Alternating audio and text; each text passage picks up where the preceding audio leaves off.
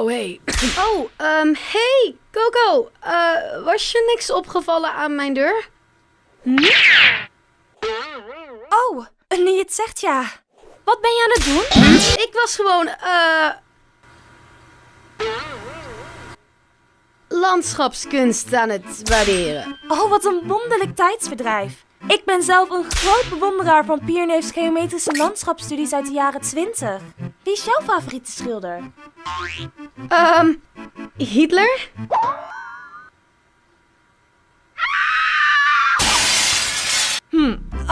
Morgen zijn dus de geschiedenispresentaties en ik heb wat, technische problemen. Oh, wat is er gebeurd dan?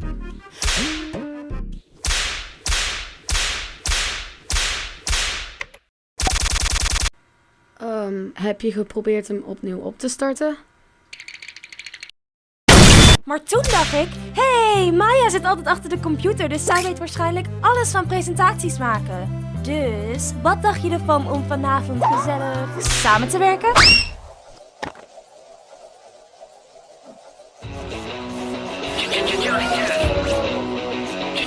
Got a head of fiery hair and a turbocharged backpack.